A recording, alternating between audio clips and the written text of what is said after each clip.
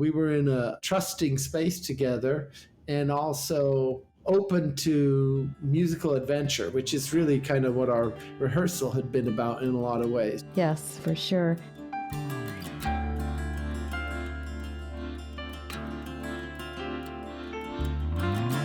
You have just heard a preview of part 2 of the 2-part episode about the song Sanity's Edge on my album Another Universe.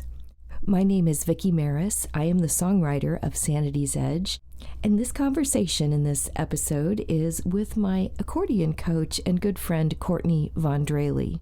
Courtney is also a member of our music mastermind, the Kelsey Greeson Project. He and I had opportunity to have this conversation a couple of weeks after I had had the conversation in the studio with Michael Kelsey and Scott Greeson. That is the part 1 of this 2-part episode about Sanity's Edge. And you will notice as things move along here in this episode that Courtney's parakeet, Chibo, had some input about the recording experience as well. So you'll get to hear Chibo's voice in this episode. In addition to Courtney's insights about the experience of recording with the 3 of us in Michael's studio, I also have had opportunity to capture a phone recording of an interview I had with a friend after she had listened to a rough mix of the song. As she started giving me feedback, I asked her to pause for a moment and got her permission to click record on my phone recorder and have captured her words for you about her experience listening to Sanity's Edge. It was very near and dear to my heart to hear how the song affected her, and it's extra special to have a recording of it. I hope it touches your heart the way it did mine. While she and I are talking at the end of this episode, you will hear the music bed for Sanity's Edge. We've pulled the vocals out of the track for this occasion so that it doesn't interrupt that conversation, but it will give you a feel for the vibe of that song. I encourage you to go listen to it in its finished form wherever you like to listen to music. All right, I'm going to jump back in here with my interview with accordionist, music arranger, educator, and good friend Courtney Von Drehle. Jumping on, holding on. I have Courtney Von Drehle on the line, and I want to include Courtney's input into that experience of recording Sanity's Edge the way we did and capturing your accordion part that evening. Courtney, would you talk us through how that experience felt for you? I'd be happy to, Vickie. And I remember it as an experience because it was different than other recording experiences I have had. And one, we were in Michael's studio, which has a lot of mood lighting, but dim mood lighting, lots of little lights. And Michael was really good at getting us to play music quickly. Sometimes going into the studio involves a lot of setting up. It's inherent that it involves some setting up, but he got it to us recording quickly. And you just, I think you did a one take. I think Michael set up a beat. You played a little bit of guitar. Michael set up a beatbox beat. 2, 1, 2, 3. This happens about in a minute. And then you're ready to go. And you did a great take of guitar and voice. And so that was a single take. And Michael said to me, do you want bass on that to play with? And definitely. And then he did a single take bass track that did everything it needed to do. And I think you were calling out the chords as he listened to the track. So he was following your instructions in the moment. And then there we had a track that I could play to. And so I'm going to say, I don't know, like in half an hour, there was a track. And it sounded great already. Michael had dialed in a little reverb and everything. I'm leaving, but will you be there when I get there? we'd been playing music together for a few days prior to this, and this was sort of at the end of one of our rehearsals, and we'd all gotten comfortable with each other and comfortable with playing music with each other. And I'd heard a lot from you about recording with Michael and had a lot of curiosity and just sort of advanced respect for the way he works. So he made my accordion sound great in my headphones. And then, like listening to music, which is so much dependent on mood, playing music is so much dependent on mood. And we were in a trusting space together and also open to musical adventure, which is really kind of what our rehearsal had been about in a lot of ways, just kind of doing experiments and finding how things work together. And when the track started rolling, that's what I did. I started having experiments, and I always kind of tried to listen closely to what's going on and have something that makes musical sense. And it felt like I was connecting, and I was connecting with the music, and I was connecting with myself.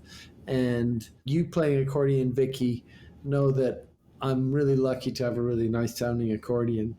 Yes, you are. It's beautiful. Yeah. So that was all the more evident in the recording process because, Mike was capturing it really well, and we'd have a listen. I think we rolled the take 2 or 3 times at most. Then it's all in Michael and your hands to kind of make decisions.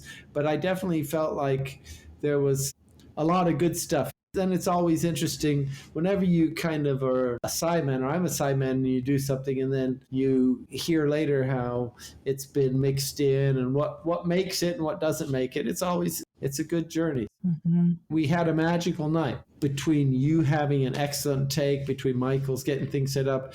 And really all this is precluded with that we'd been working hard together and it kind of overcome some potential stumbling blocks, because when we started working and we were finding how to be on the same page, I felt when we were rehearsing, we found how to be on the same page, which for me, a lot through music itself, like just kind of working on the music, listening to what we're doing and finding ways to work together. And that set the scene for us to have a fluid and kind of a rewarding time, because we weren't working on rehearsing anymore. It was kind of our work was done, and this was kind of play.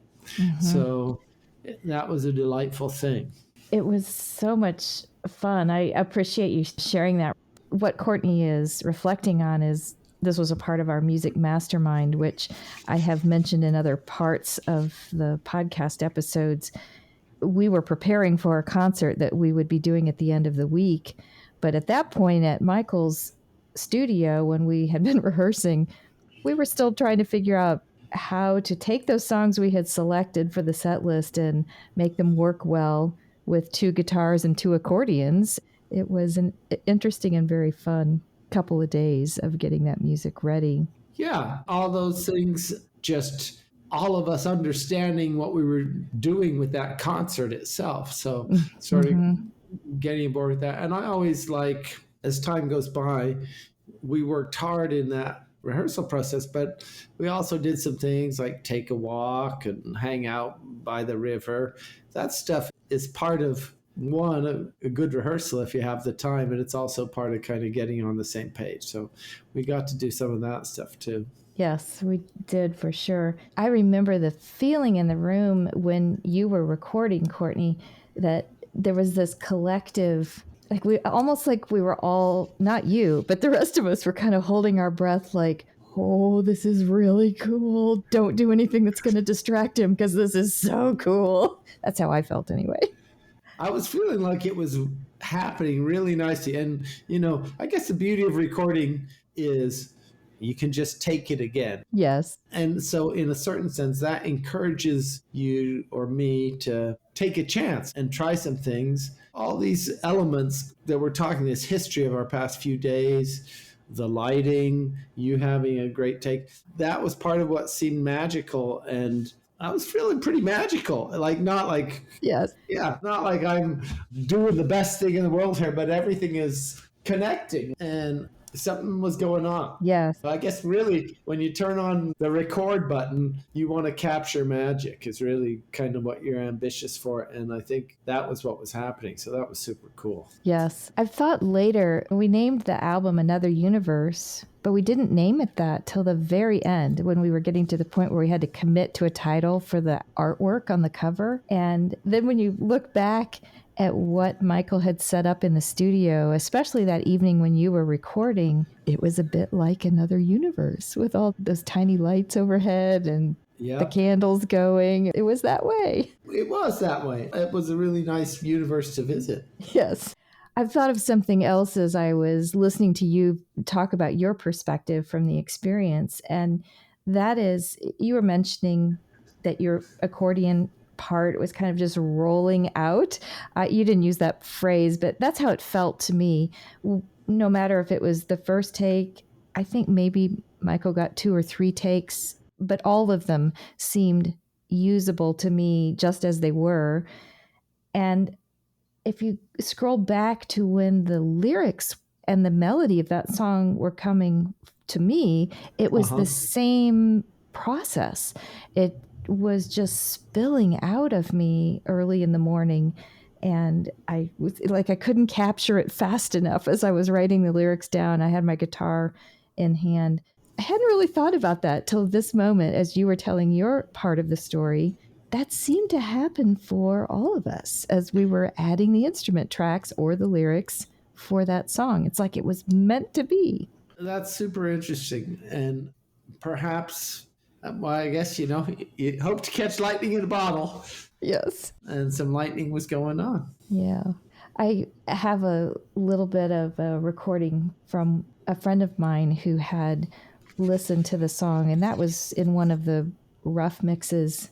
I think your accordion part was in there already when she was listening, but her reaction to it was so powerful in a beautiful way, like really, really touched her heart and brought tears to her eyes. And that was one of my first moments of feeling like this particular song has been out of my hands all along. It's kind of like, I don't know if I should use the word, like I'm just channeling the information or hearing what the lyrics were supposed to be. And I felt like that evening, some of that was happening too. When I recorded the scratch vocals, when Michael laid down that click track, that beatbox click track and the bass part, and he had never heard the song. He did all of that after just hearing it that one pass through for the scratch vocals.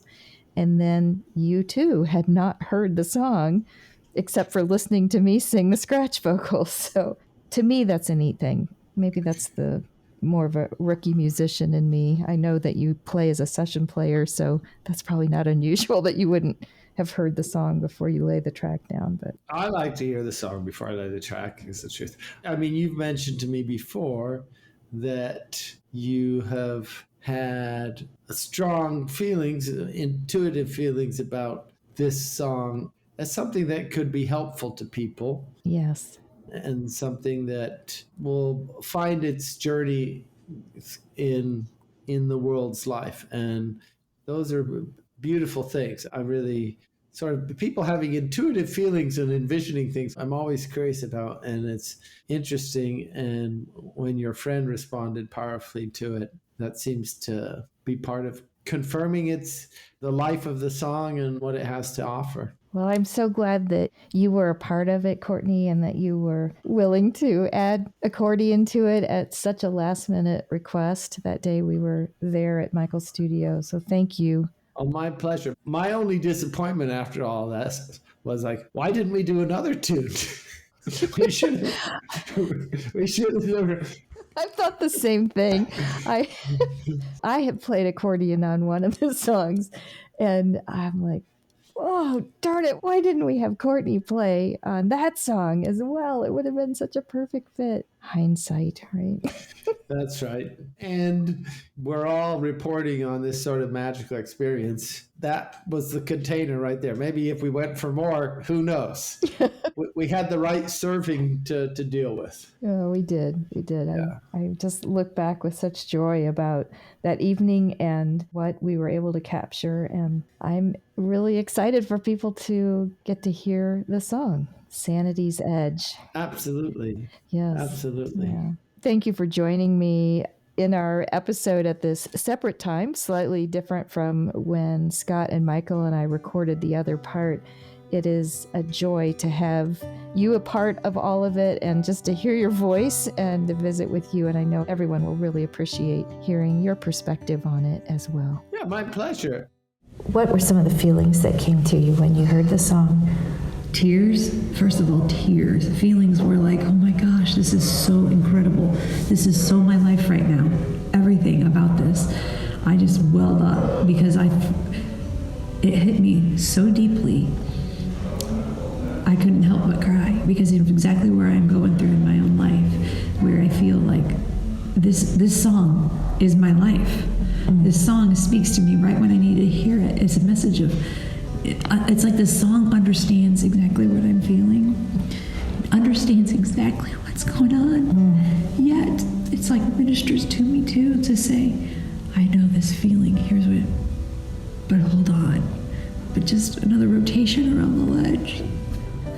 It was like mirroring. It was like, in therapeutic terms, we call it attunement and empathizing. We attune with somebody else's emotional space, and we attune to what someone else is feeling. This song attuned to me. It just totally, it was like this song was exactly what I'm feeling, but I can't put it into words like that. And then at the end, it was like, I just felt like I had therapy with this song. Because at the end, it was like, it gives me hope. It was like, somebody gets it. I'm not alone. I don't have to be alone. I wouldn't change a word, not one single word. Please don't change a word. Because every word, even the times when you repeated the word, it was like it was more solidified internally in my heart of hearts, in my psyche, in my soul. It was perfect.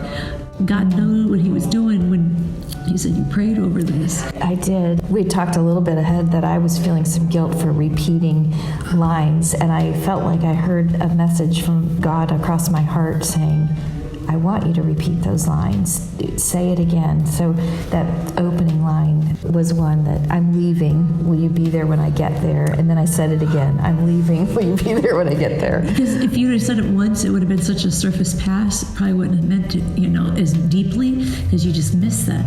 But you said it again, and it was like, I get this. Yes, because that has been my thought. You've wondered that? I have wondered that exact word. You took everything that was so internal and I thought was known only to me, and you put it in words that I would never be able to put together. To say, I get it, it was like, I can't wait to have this song. I can't wait to be able to share it with you. I can't wait. It's been an interesting process, and I felt like I was just a receiver of the words. It was coming to me in the dream. So I woke up at, I don't remember the exact hour, but 4:30, 5 o'clock, and just feeling like, I got to get a guitar in my hand and a pen and start writing this down. And I know how it's affecting me.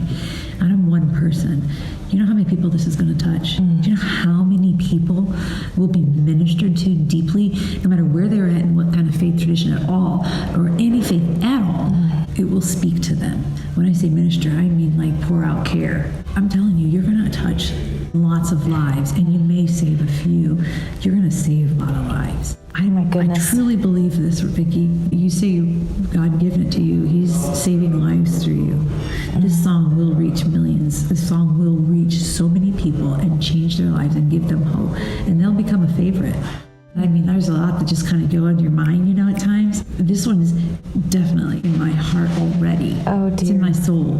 I cannot stinking wait. I'm not kidding you, because I'm going to listen to this, and when I start to feel those emotions, music helps me. And in those spots, I want a song that helps me connect with my feelings, but put words to it so that I can allow myself to feel things that are frightening to me. And this is going to be one of those songs when I'm feeling that, and I won't be able to put it into words, but it just allows me to feel those emotions and to go, yes, that's it. That's what I'm feeling. When I need somebody to be there in those dark moments, you will be there through this song. Oh, wow. I'm really humbled to hear you say that. So thank you. Thank you for sharing that. I pray that it does what you were talking about, that it reaches Oh, it's gonna. reaches many. It's going to. Wow. So thank you for sharing. Oh, thank you for sharing your thoughts about it after hearing it only 2 times. And You're making me both times. You're making me cry. Thank you. Thank you for being up at 4:30 a.m. to write it down. Well, you're welcome. I'm not kidding you. It's just so great. I can't wait to be able to share it in a public way when it's done. Yes. Oh, thank you. Oh my gosh, Vickie, you have no idea. I cannot wait.